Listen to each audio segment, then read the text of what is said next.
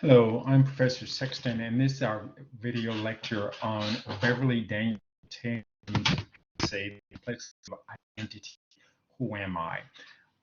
There are two ways that you can watch these videos. You can either read the essay first and then watch the video lecture, or watch the video lecture first and then read the essay, or watch the video lecture, read the essay, watch the video lecture again. So whatever technique works for you. In these video lectures on the essays that we are going to cover over the semester, I am not going to go over the essays in exact detail. So I'm not going to go paragraph by paragraph, sentence by sentence. So it is very important that you read the essays for yourself. But what I do want to do in these video lectures is hit on some of the main points that the authors raise in their essays.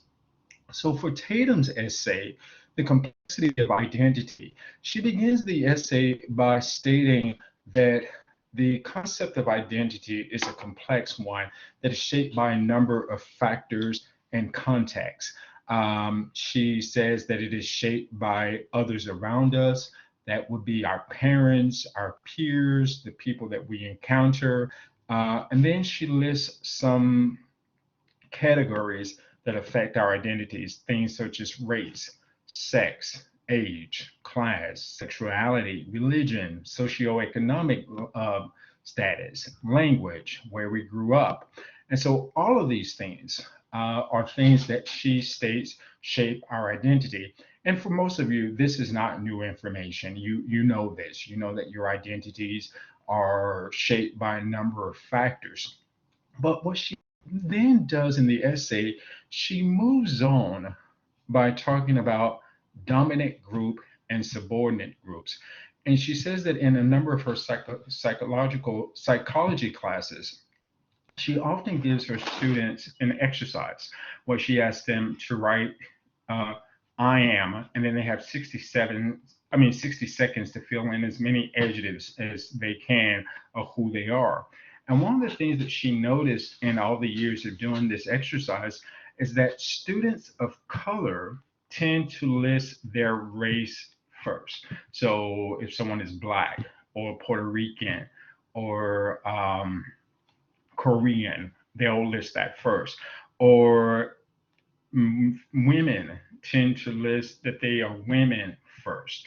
Or for those people who are comfortable in revealing their sexuality, they will list that they're gay or lesbian first.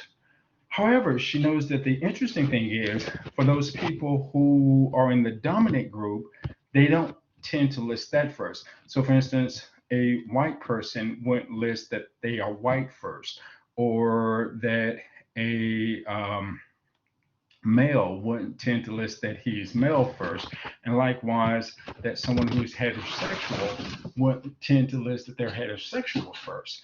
And then she uses that to talk about this whole sense of the dominant groups and the subordinate groups, and that those people who belong in dominant groups don't feel the need to put that out first.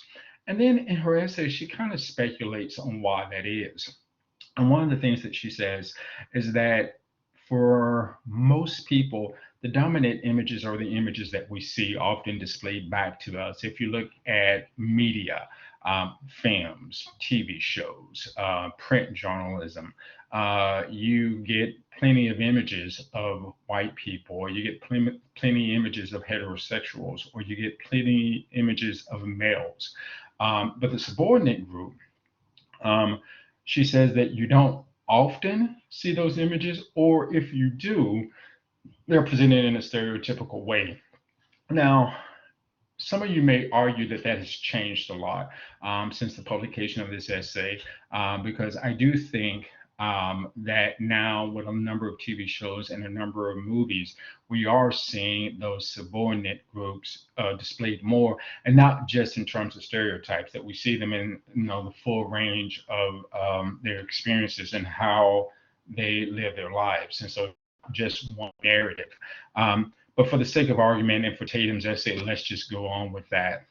And so this is what her essay is really about, is about this relationship between the dominant groups and the subordinate groups. But then she also makes a point of saying that no one person tends to fall in just one of those groups, and that some people can be both a member of a dominant group and a subordinate group. And for instance, take example, gay men. Um, their sex as male put them in a dominant group, but their sexuality as gay will put them in a subordinate group. Take the situation of white women. Being white will put them in a dominant group, but then being women puts them in a subordinate group. And so she says that for a number of people, they kind of straddle both of those categories that she's talking about, dominant and subordinate.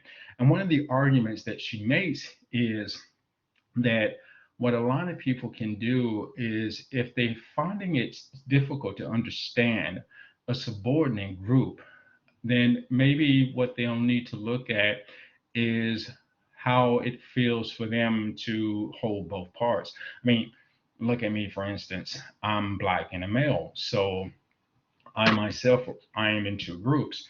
My male status puts me in a dominant group. My Blackness puts me in a subordinate group. But then I'm also of a certain socioeconomic status that puts me in a dominant group.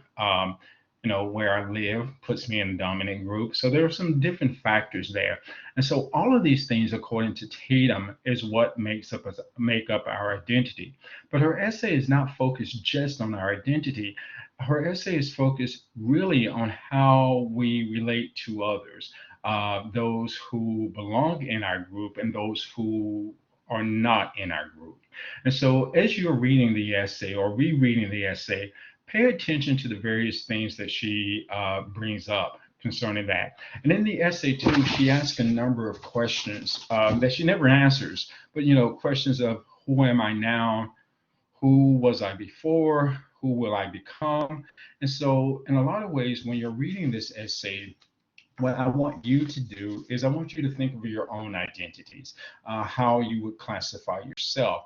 I mean, the experiment that she does with her students, where she gives them 60 seconds to list all their identities, that might be a good practice for you to do. This is not something that you have to do for me and sign in, but just as a good practice to kind of get into her essay and what she's discussing. Maybe you should take 60 seconds and just think about it and just write. Now, I know, having read the essay and having watched the video lecture, you might be somewhat influenced by what you've heard here and what you read in her essay. But if you can, try not to let that influence you. I mean, try to think about how you would answer those questions, how you not answered. Have you not read this essay or watched this video lecture? So once again, I want to reiterate, these video lectures on the essays are not going to be very detailed. I'm not going to go through them paragraph by paragraph, sentence by sentence. It's just me giving you some highlights of some things that you want to pay attention to. I hope that this is helpful, and have a good day. Bye.